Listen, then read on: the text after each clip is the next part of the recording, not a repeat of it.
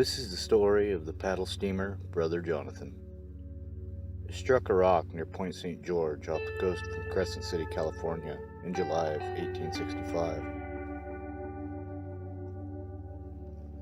The ship was commissioned by a New Yorker, Edward Mills, who tried to run a shipping company during the California Gold Rush.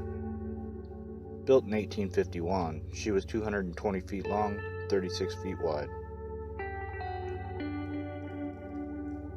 On her first journey from New York to Panama, she set a fastest round-trip record of only 31 days. In 1852, Cornelius Vanderbilt, who operated a competing line, bought the ship. He had it shipped around the Horn, where it was used on his Pacific route side, where it was modified to hold more passengers. Vanderbilt's company sold the ship in 1856 to a captain, John Wright, who put it on West Coast routes from San Francisco to the Fraser Canyon Gold Rush in British Columbia, after renaming it the Commodore. It was as the Commodore the ship would play a small symbolic role in Oregon's history.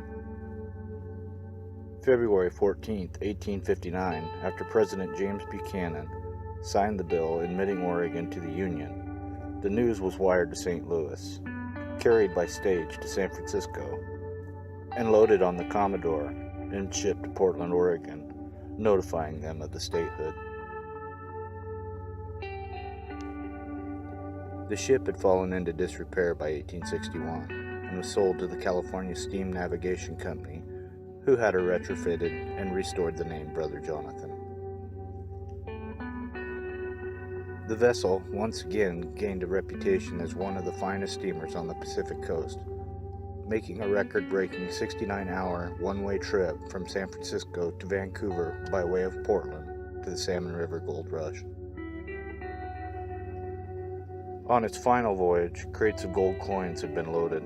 These included the annual treaty payments in gold for the Indian tribes. Wells Fargo shipments meant for the banks of Portland and Vancouver were also on board. And this does not include any gold carried by the passengers. The gold alone today would be worth $50 million. Of the 244 passengers and crew members on board, only 19 survived, making it the largest Pacific maritime disaster of its time. In 1993, a mini-sub operated by Deep Sea Research began recovering artifacts at the depth of about 275 feet. In total, some 1,207 coins have been recovered, mostly $20 gold eagles, a far cry from what went to the bottom. I bring it up because over the years, some of these coins have been washing up on beaches near Crescent City. Could a simple walk on the beach change your life forever?